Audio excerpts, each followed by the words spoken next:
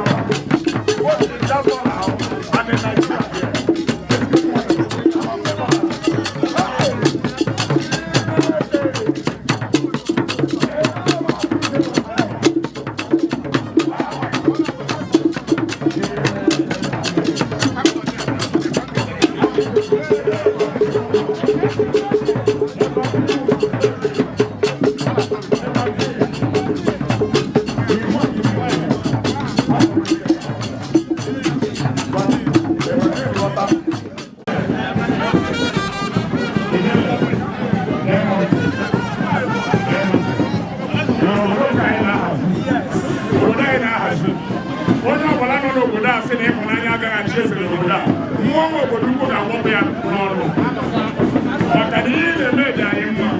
Mmụọ obodo a pụrụ n'azụ, mmadụ obodo a pụrụ n'azụ, ụmụ nwoke pụrụ n'azụ, ụmụ nwaanyị pụrụ n'azụ, ụmụ nta, ụmụ skul ha pụrụ n'azụ maka na aka nwere ịkọ maka mmiri a na-ebuzi mmadụ. Anyị na-eme ego ebe ọ bụla chọọchị na-asị ihe na-eme mmadụ ile mmadụ anya n'iru adịghị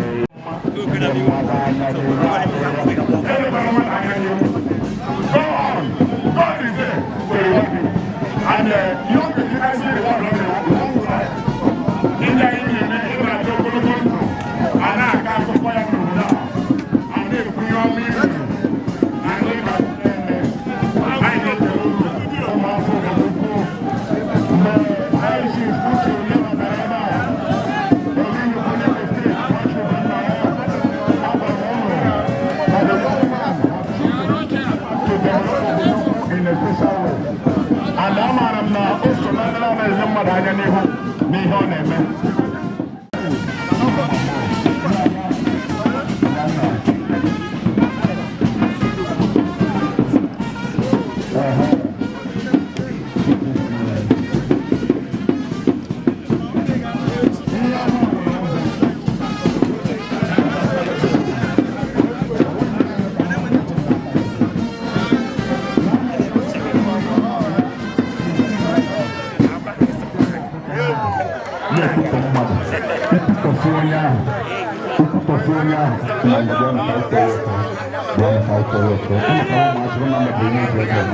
More problem with it, the rent. I'm going to problem with that relation. When I get the hands. No, I'm not motor. Ladies and gentlemen, it's like we are going to start this event immediately. Now, every I am one. Ekuliaka batala ipuano bata unama autonomous community bata ndị ọzọ na-abịa esenugo dimkpa ọkada mbiri ndị ahụ MC ga-ewere m ọnụ ọ dị izi anụgidela m MC n'obodo a nkwụchigodo ebe a m nọ na adịgo m highly promoted mgbe ọ meghị okwu mere ihe na Owerri akpọrọ m ga agana m Lagos ugboro atọ gaa n'ọrụ Gabini Gano, Sobinangana, Obodoukwu Chineke Chimako, Choma, Chimako.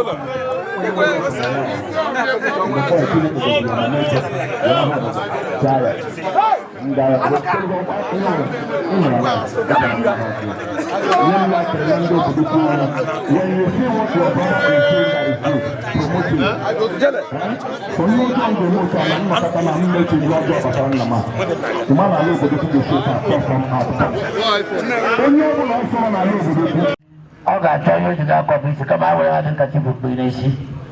No matter the type of wig or also they prepare. Open our Jesus. Open the kind of prayer Jesus. The bank can live. Oh my God, my corner. Now, the last item is a real emergency. Is there? Ime-Obi, Agbakwuruibe Mbachu the second. I will not do it today on a popular. Okay, is in one. I know I'm over there. No, I know where I do. You get here that I don't know. I'm willing knock. Oh, but you got you rid of your bar. On the line, I tell you what I want. Ime-Obi, because you see the camera. See that we tell her I thought for her by.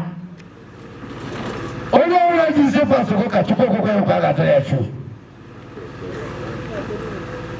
I know you're somebody, bro.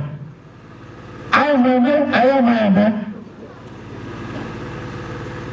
Ekekerewa, Zakataya Tondo, Moses Ribindo, Webtampur, Mwamota, with Jesus Christ. Young for you, I came to the prime level. Obodoukwu, Agbakwuruibe para que no me entienda, o si no tengo más puta, o si no que capta, o si no más puta, o si no es una puta. Una, no que tenemos ahora, Agbakwuruibe ya no me ama.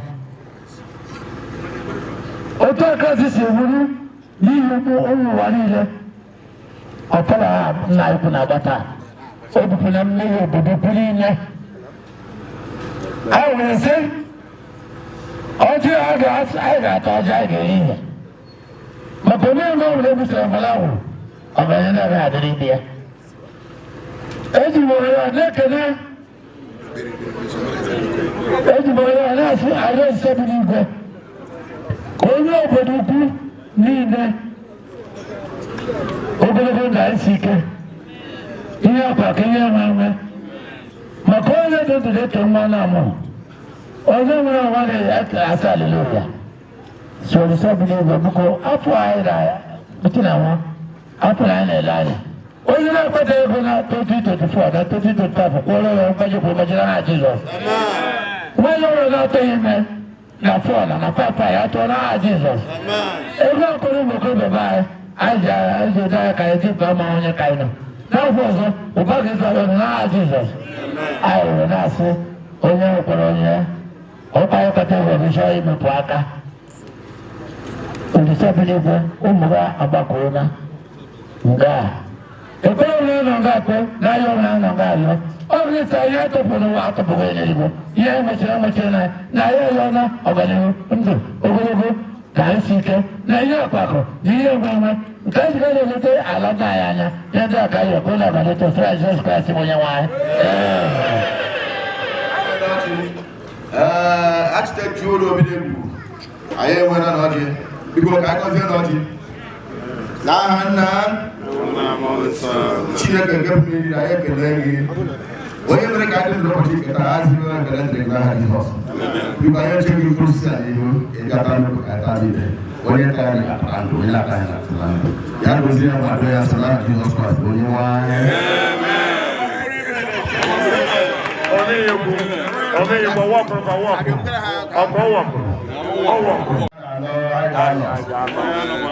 Ya Majesty, ọcha ịgbara anọ ihe ga-emewu ofu onye bịa bụ Russia ya gaa na tebụl ndị eze na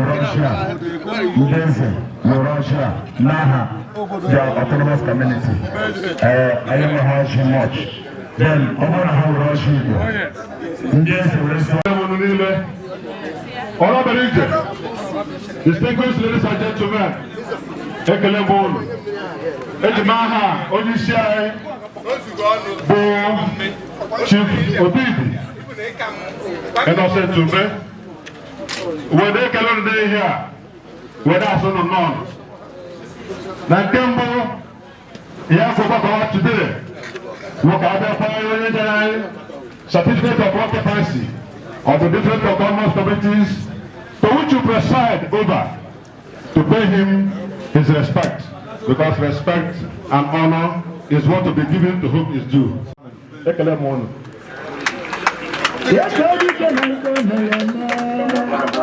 Okay, thank you very much. Oh yes. Oh yes. Ikenga, we salute you. Thank you for that wonderful address.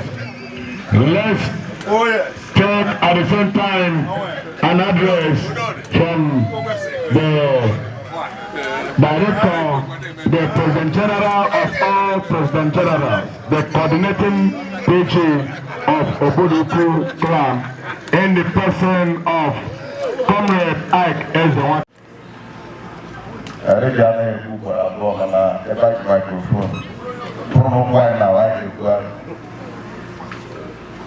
Dịka anyị wekwala mmalite eji m ohere a na-ekele onye ọla bịara ebe a n'ụbọchị taa.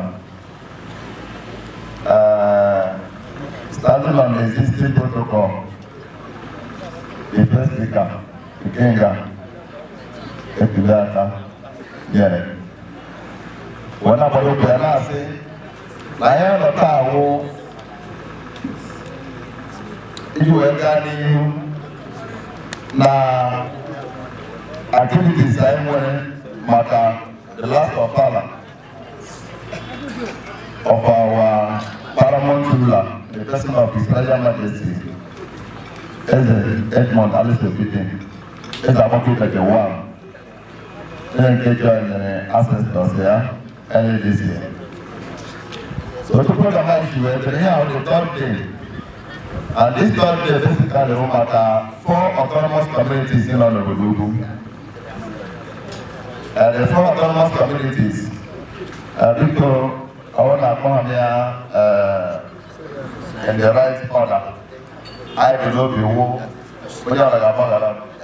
I want to do questions in God. I want to Obodoukwu. I want to educate Obodoukwu and equal Obodoukwu. So this 4 autonomous community, one day, another day for. Not they pay their last respect to Agbakwuruibe. And MC Ukwu, all of us are those who will not before we are not here. Because I am not here today to recognize any village. Here I am here autonomous community level for today. Then to stretch it further, you know, Obodoukwu can under Obodoukwu Ancient Kingdom. Okanya, Lord, they say, I will make it under Obodoukwu Ancient Kingdom. Obodoukwu under Obodoukwu Ancient Kingdom. Tiri Umezigo under Obodoukwu Ancient Kingdom. And Lord, so anywhere made this clarification, Kayara, even though in any particular village, a model conclusion today. Yeah, I want a provision for villages. I want village now there and at table yesterday. Or now however, now they pay their last respect. Where they need for them to retrace their step. Opportunity card of Amana. Amana today, who autonomous communities guide for no. And the year lie today will based on the autonomous level. And the preaching is properly remarked one day and tribute night. Any day, as an also group for social association, autonomous community guy, I want to follow into that category. If I give a again, what kind of fish? So if I give a follow move, and I have on the load. And one year carry, all the two, gain all the gain but the arrangement, and one primary, and everybody can have every day at this palace. So she shouldn't like today of autonomous communities. 8th grade, now I recognize in Obodoukwu. That 8th grade, the war, now cultural development, was one 8th grade. Then everyone organize 8th grade, more going to be 8th grade. So, in conclusion, I'm not about everybody that we're not saying, yeah, the about like God on Asumune on the base of autonomous levels, welfare is by ban. By the neck, and I watch you don't name another little note. Guy and enjoy the Obodoukwu town. For your name, the Roma guy and enjoy the Obodoukwu because of one line of my chief doctor, Nyekungu, Obodoukwu. I said, I know my daughter, Obodoukwu. Obodoukwu. Obodoukwu to make that all the work ever got it out. They go for them also. I keep saying, Bogota, meaning that what I do, all that. And when you carry it, you know, when they carry it, you got that one, okay, one. anaghị eweta ọganihu anywhere. Dịka m na-ekwu everywhere, Obodoukwu si wee dịrị enwere otu esi ga-egbubi ekegharịa segharịa maapụ so egbubie ebe a ndị ikwu anọ na saịdị a ekuli atọ na saịdị a ụmụnne na saịdị a isegide dị maapụ enwere ebe ị ga-eru onye ụmụ nkwa nọchi ụzọ ị gaghị amụta esi ga-eme ya ịchọ ọkụtụ si ga-eme ya ntị gị frustration gị kwụsị nke ahụ ọzọ dị pọsịtị mana ọ chukwu mere ka ọ dị otu ahụ saa na-asị ọ ga-adịrị anyị niile na mma ebumnobi niile ji gbakọ ebe a chukwu ga-eme ka o mezuo ụlọ fụlọ bụrụ ka anyị si ebi ya site na Jizọs Kraịst bụ onye nwa. N'aha Ikwu anọ Obodoukwu Autonomous Community ka anyị jiri bịa ịdụ igwe were bịa ka ebe kwanyere nna with His Royal Majesty Eze Sir Ime-Obi Eze Agbakwuruibe Mbachu II. Ikwu okwu maka ya m chọrọ ikwu Eze Agbakwuruibe ije ọka nkụ ọ mmadụ ọ nwoke eji aga mba ọ wee eze hụrụ ndụbe ya n'anya ọgwa eze ghọtara ihe a na-eme saa sị m ka mkpụrụ obi ya na mkpụrụ obi ndị na-ekwere gara aga site n'ebere nke Chukwu ha ji ike na ndokwa ihe na-aya enwere legasi ọ hapụrụ ya hawo iji wee nabata ihe na-akpọ autonomous community n'obodo ya.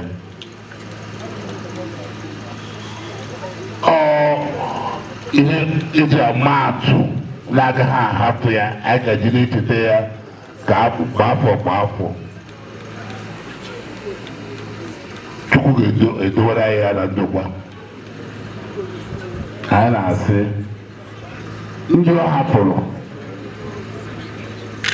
Chukwu kwuo unu ike ka unu nwee ike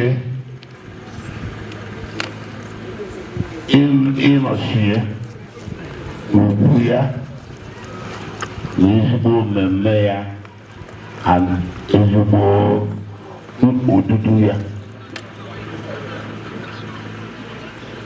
Eze anaghị anwụ anwụ, eze na-adị ije. Eze bụ ndị ibe ebidola ije nke ya ozi ebe aha a na ndị eze ndị ọzọ na ndị chiri echi ga-anọkọ na-aṅụrị ka Chineke gọzie anyị niile nọ nga n'aha Jizọs Kraịst bụ nwa anyị.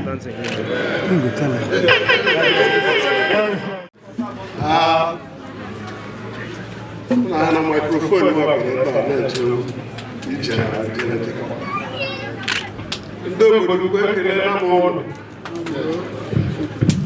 ihe anyị jiri bịa ma ihe anyị kwuru bịa anyị bịa kelee Chineke maka onyinye o nyere anyị eze Agbakwuruibe nọ.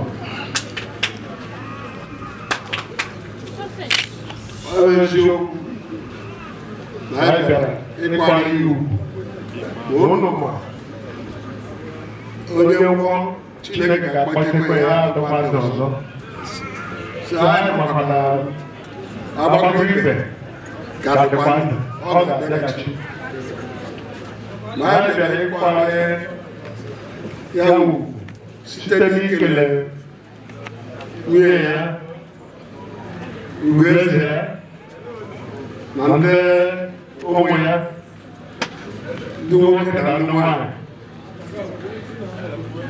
Unu nyere anyị ezigbo ndụ na mgbe a mụrụ anyị dị ndụ na-abata inwe eze n'ime obodo nke obodo ukwu ebuteghị nsogbu ume jiri dọka mgbe e nyere ya autonomous community Obodoukwu n'udo ekpere aka dị n'udo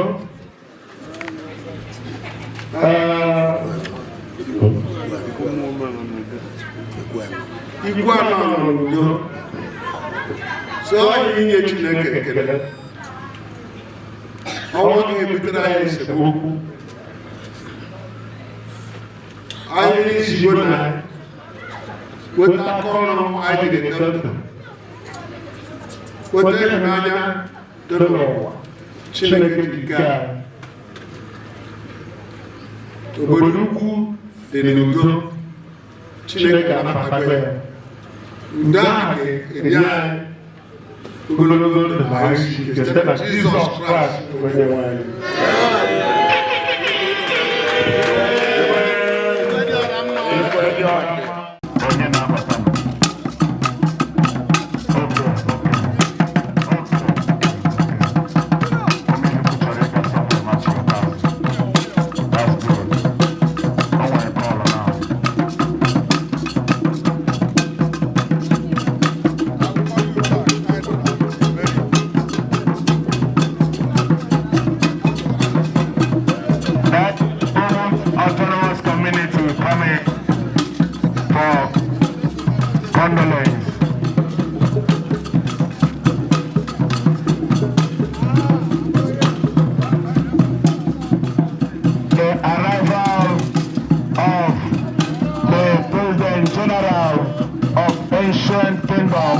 And the coordinating PG of Obodoukwu clan, Comrade Ike Esewata.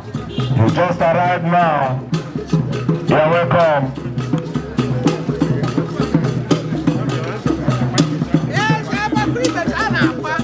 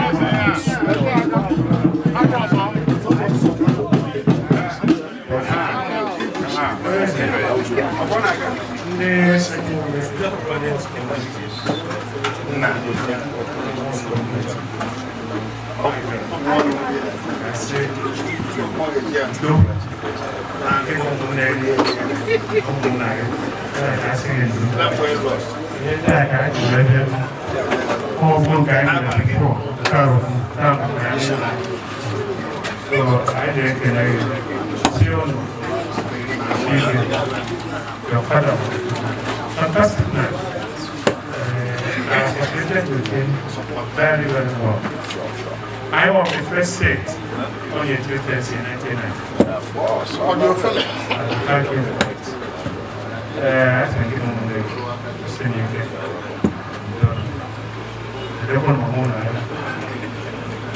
Thank you very much. I had to go, you know, see you.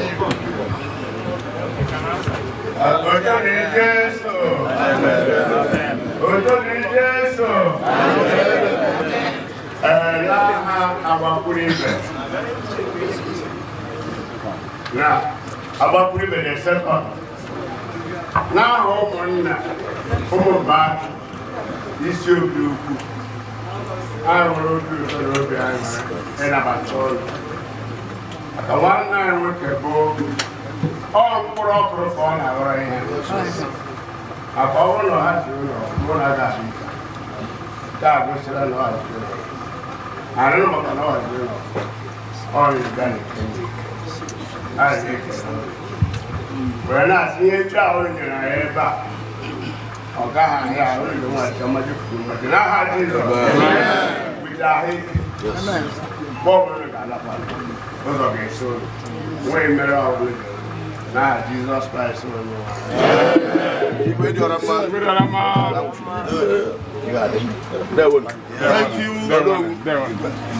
you. Thank you very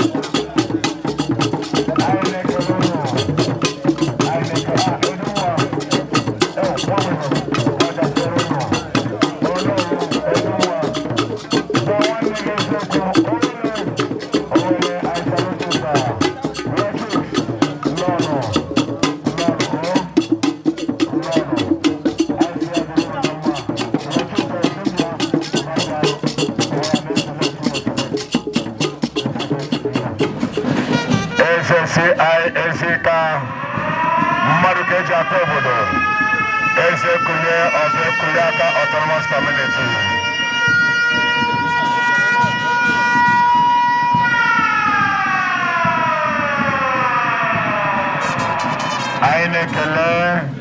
All the Eze in Council of Ukwu of Ekuliaka Autonomous Community.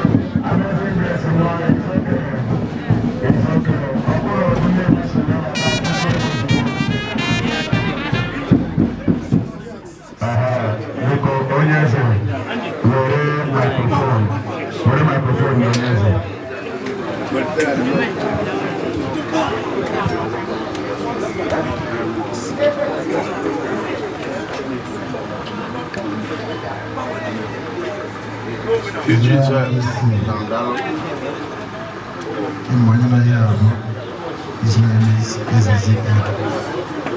Ezekiel, you want to be clear. Now the constituency. I believe in Obodoukwu movement. There's a man over there. His name is. People, there's a elect of Obodoukwu Kingdom.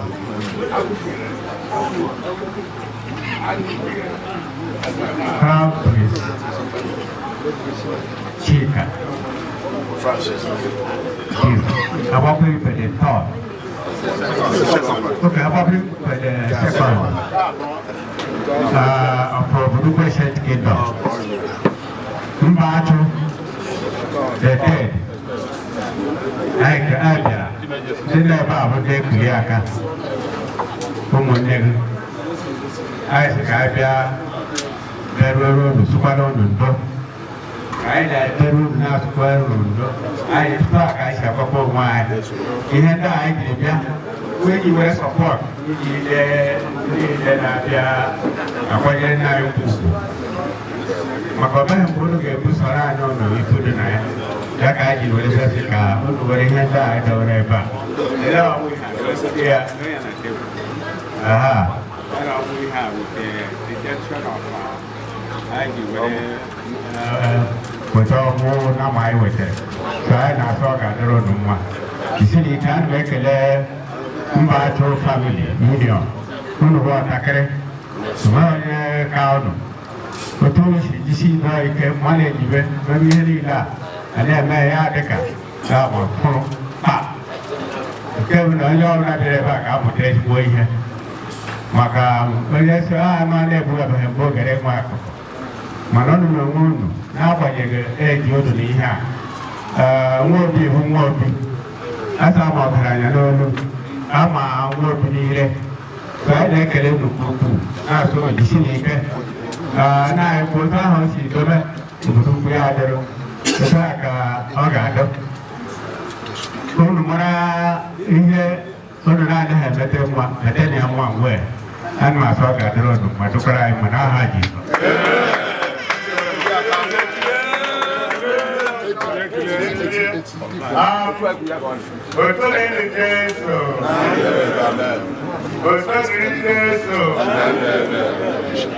N'aha eze Agbakwuruibe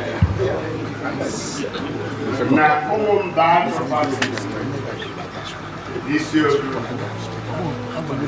aṅụrụ ọṅụ n'obi ụtọ ịnabata ụlọ nke a gosiri anyị na nwanne anyị nwoke ndị ọ na-elekọta anya maka ahụ ụlọ ike bụ ike rụsịkwara taa a na-eme maka ya ụlọ gakwara ike unu mere nke ọma ọ bụ mkpụrụ ọhụrụ ka ọ na-agbara kịta maka o mewe ndụ nwa ọ na-aga adị ije otu anyị na-ekele na ebe ọ bụla si wepụta ihe a wee nye anyị ọ ga-abịaghachi uru mmadụ kwuru mmadụ n'aha Jizọs mgbe ọ bụla ụlọ ga-ala ụzọ ga-eche ụlọ nwee ike ga-esite ụlọ na-ga-esite ọ ga-adị anyị ile mma n'aha Jizọs Kraịst onye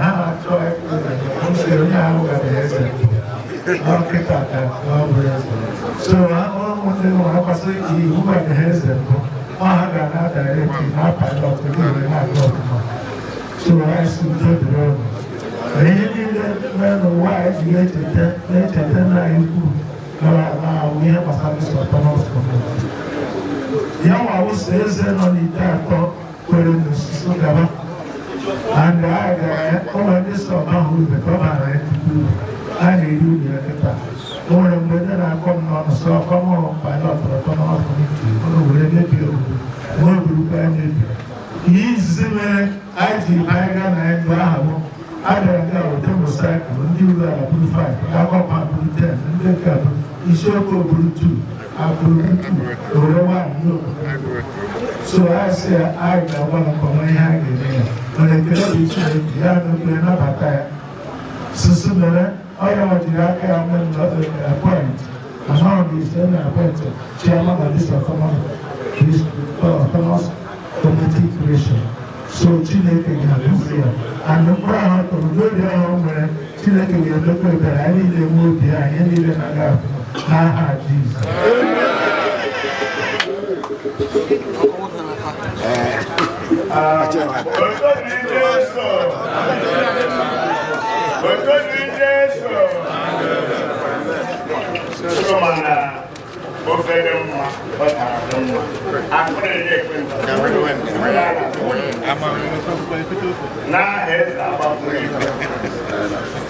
Mbachu Ime-Obi. I think no people look at it. Oye Kusiri.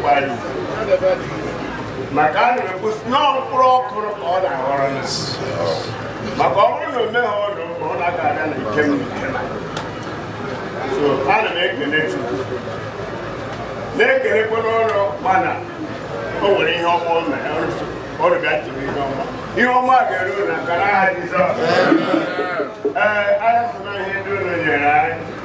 They were not under the bag of and they bonus when that. Who gave a cotton of your money to Madina?